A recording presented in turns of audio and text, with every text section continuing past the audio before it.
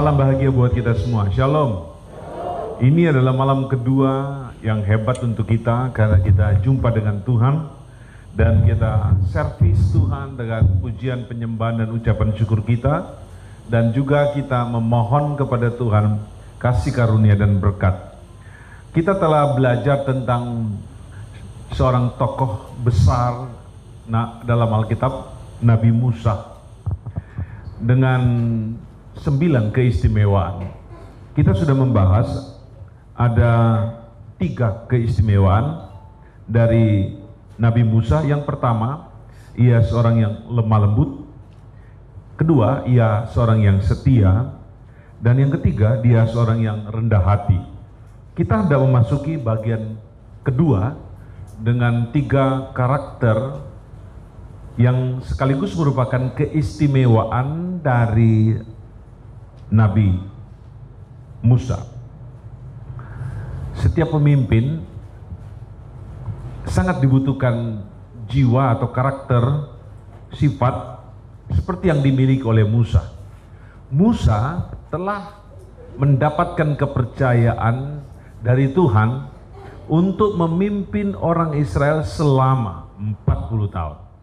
Jadi bukan waktu yang pendek, dia mengorganisir bangsa yang besar dalam perjalanan yang panjang dan dalam situasi terburuk dan di padang belantara yang mengerikan, tapi dia berhasil memimpin orang Israel. Ini semua karena pekerjaan roh dan sifat-sifat karakter yang melekat padanya. Nomor 4, keistimewaan keempat, dia seorang pembuat lagu sekaligus pemazmur atau penyanyi. Di dalam Alkitab kita lihat Wahyu pasal yang ke-15 ayat yang ke-1 sampai ayat yang ke-4. Kita baca bersama-sama ayat ini dan kita lihat apa yang terjadi pada malaikat di dalam kerajaan surga. Dan aku melihat suatu tanda lain di langit besar dan ajaib. 7 malaikat dengan 7 malapetaka terakhir, karena dengan itu berakhirlah murka Allah. Dan aku melihat sesuatu bagaikan lautan kaca bercampur api dan di tepi lautan kaca itu berdiri orang-orang yang telah mengalahkan binatang itu dan patungnya, dan bilangan namanya pada mereka ada kecapi Allah. Ayat 3. Dan mereka menyanyikan nyanyian Musa, perhatikan baik-baik. Dan mereka menyanyikan nyanyian Musa, hamba Allah, dan nyanyian anak domba, bunyinya, besar dan ajaiblah segala pekerjaanmu, ya Tuhan Allah, yang maha kuasa, adil dan benarlah segala jalanmu, ya Raja segala raja. Siapakah yang tidak takut ya Tuhan, dan yang tidak memuliakan namamu? Sebab Engkau saja yang kudus. Karena semua bangsa akan datang dan sujud menyembah Engkau, sebab telah nyata kebenaran segala penghakimanmu. Perhatikan baik-baik, peristiwa ini terjadi di sebuah kawasan yang luar biasa, di mana ada kumpulan begitu banyak orang yang disebut pemenang. Dan orang-orang yang menang ini ada di surga ini. Dan yang terjadi di sini adalah mereka menyanyikan nyanyian Musa. Musa yang ciptakan lagu, Musa juga yang menyanyi, Musa juga menjadi pemazmur. Tapi lagunya ini dinyanyikan oleh orang-orang kudus di surga, dinyanyikan oleh para malaikat di surga. Bukankah hal ini yang luar biasa? Seorang pengarang lagu bikin lagu, dinyanyikan oleh penyanyi. Wah, kita beri tepukan tangan karena lagu itu bagus, pencipta lagunya hebat. Tapi ini Musa, lagunya itu dinyanyikan oleh kumpulan orang-orang yang menang. Saya sebut bahwa dia mempunyai keistimewaan. yang tidak dimiliki oleh manusia yang lain. Karena orang-orang menang menyanyikan lagunya, dan lagunya itu dinyanyikan pada saat malaikat-malaikat mengirimkan murka, mengirimkan hukuman dari Allah bagi manusia di muka bumi.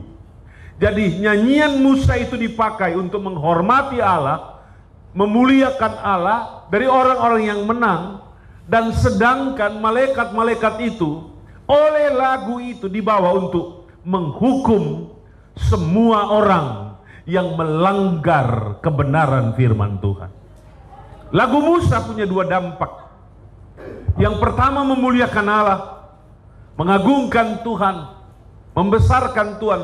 Tapi lagunya itu sebagai lagu pengiring, sebagai hukuman-hukuman yang akan dijatuhkan bagi semua orang yang melawan Tuhan.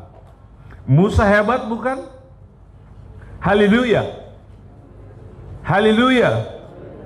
Saya bikin sebuah lagu, sebuah syair, orang lain bikinkan musiknya dan lagunya. Saya rasa ada sesuatu yang lain dari peristiwa itu. Tapi ini coba perhatikan baik-baik. Allah hukum dunia dengan lagu Musa. Allah hancurkan dunia dengan lagu Musa.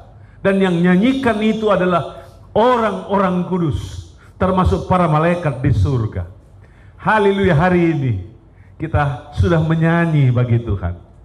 Dan kita terus akan menyembah Tuhan. Haleluya. Nomor 2. Karakter berikutnya dari Musa adalah sifat istimewa dari Musa adalah dia seorang pendoa. Dia suka berdoa. Dalam Keluaran pasal yang ke-8 ayat 30, sesudah itu keluarlah Musa meninggalkan Firaun lalu berdoa kepada Allah.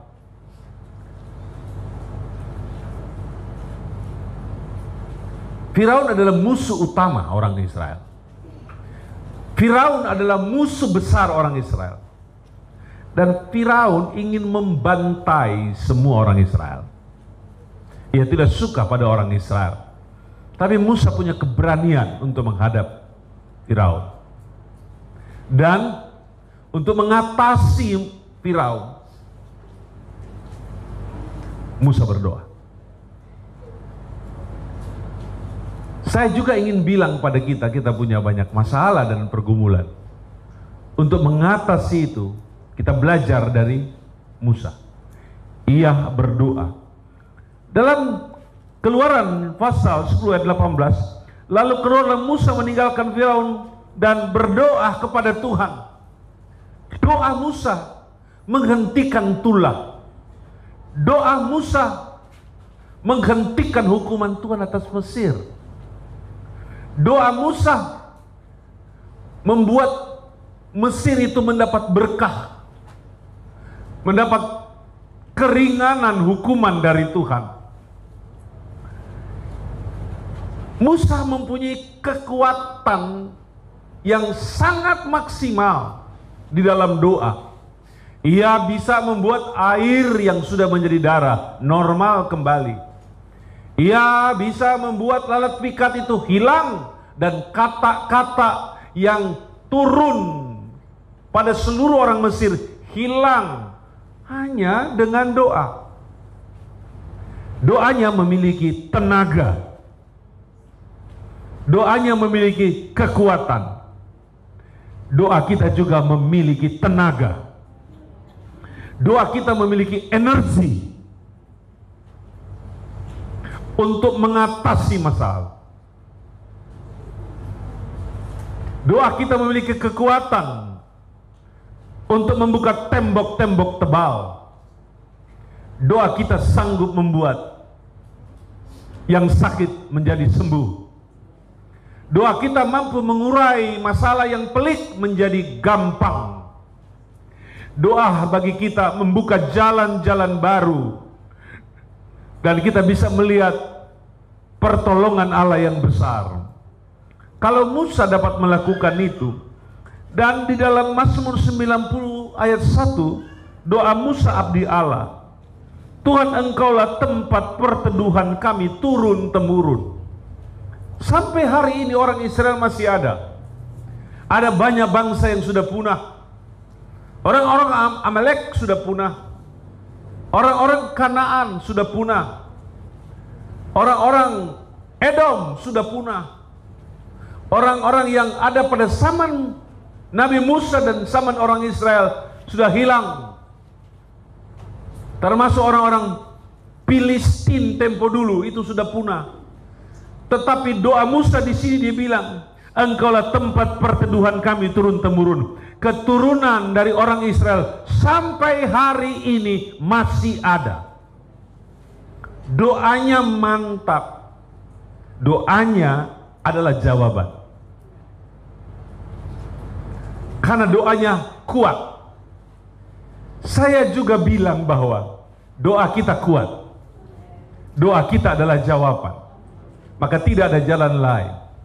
Teruslah berdoa. Karena di dalam doa ada Tuhan dan ada jawaban Tuhan. Puji Tuhan. Nomor 6 dari keistimewaan Nabi Musa. Ia menjauhi dosa. Ini adalah sisi positif dari seorang Musa. Dia menjauhi dosa, bukan mendekat kepada dosa. Saudara-saudara sekalian, kita baca dalam Ibrani 11 ayat 24.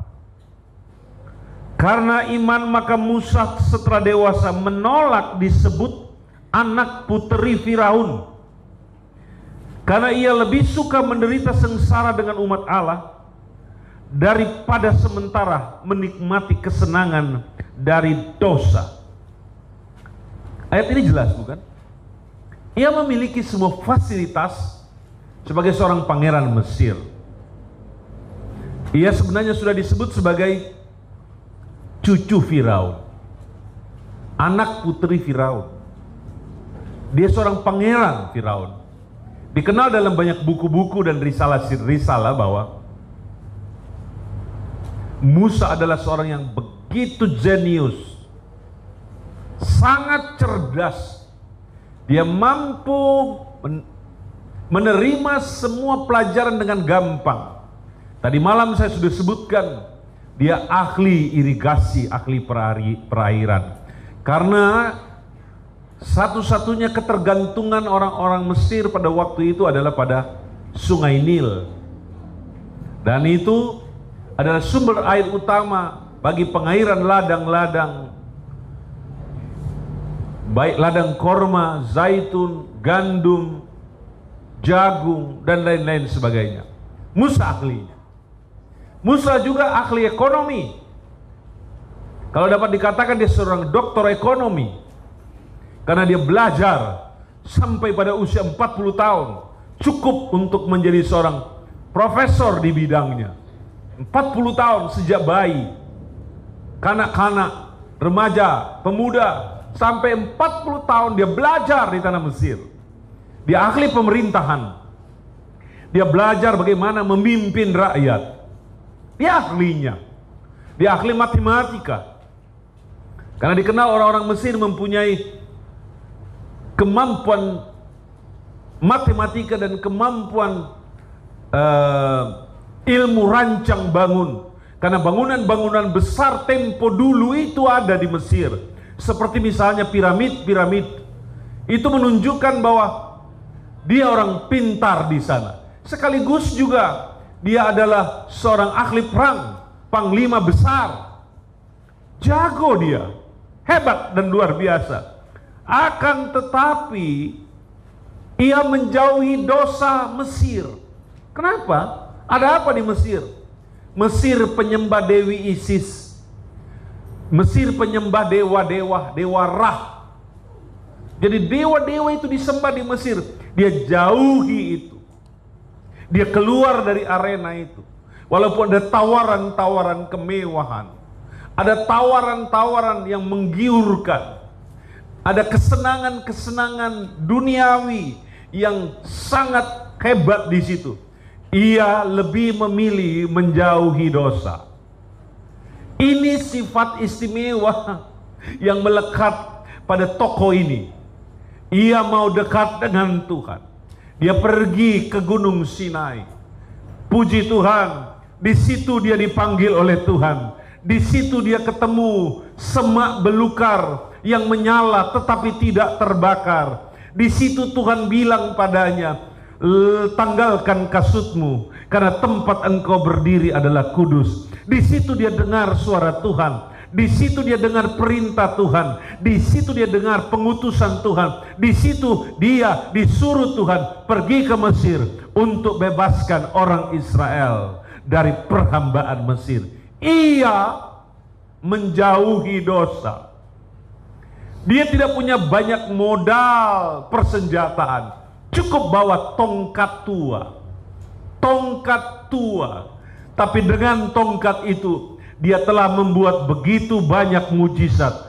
Dan mujizat itu bukan berasal dari tongkat, tapi kuasa yang dia terima dari Tuhan. Haleluya. Mujizat itu bukan dari Musa, tapi Tuhan memberinya mujizat yang besar. Dia menengadah ke atas, di sana ada tiang awan pada siang hari. Pada malam hari ada tiang api. Kuasa Tuhan ada padanya. Karena dia adalah orang istimewa. Hal yang sama, kita orang istimewa. Karena kuasa Tuhan ada pada kita semua. Sejak awal kita sudah suka berdoa seperti ini. Kita yakin dan percaya kita akan melihat banyak sekali pertolongan Tuhan. Haleluya. Ketika dia menghadapi masalah yang sangat berat, nyaris menghabisi seluruh orang-orang Israel. Di belakang ada bala tentara Mesir yang bergerak cepat dengan panah, dengan tombak, dengan kereta-kereta perang, dengan orang-orang yang pakai ketopong dan baju sirah. Tidak ada kesempatan untuk lolos. Orang Israel pasti mati dibantai. Tetapi apa yang terjadi? Dengan tongkat di tangan. Karena dia orang istimewa, dia sanggup membelah laut. Kuasa Tuhan dahsyat. Tuhan mengirimkan angin timur. Semalam-malaman angin timur bekerja. Tuhan bekerja di dalam angin timur itu, membelah laut. Dan mereka punya jalan untuk bisa meloloskan diri. Tuhan bikin jalan baru. Karena apa? Di situ ada orang istimewa. Malam ini kita semua menjadi orang istimewa karena kita berdoa kepada Tuhan, kita panggil nama Tuhan, kita berseru kepada Tuhan, kita berdoa kepada Tuhan. Kita pasti melihat pertolongan Tuhan yang ajaib terjadi pada malam hari ini juga. Beri penghormatan kepada Tuhan. Berikan penghormatan kepada Tuhan. Tepuk tangan di atas kepala, katakan haleluya. Katakan haleluya. Katakan haleluya. Oleh doa Firaun bungkam. Oleh doa Firaun dikalahkan. Oleh doa mujizat demi mujizat terjadi. Oleh doa ada jalan keluar. Oleh doa pertolongan Tuhan hadir. Oleh doa orang Mesir menjadi takut dan gentar. Oleh doa orang Israel ditolong dan diluputkan oleh Allah. Berikan tepuk tangan dan mulai menyembah Tuhan. Ya api Pantekosta heranlah. Ya api Pantekosta heranlah.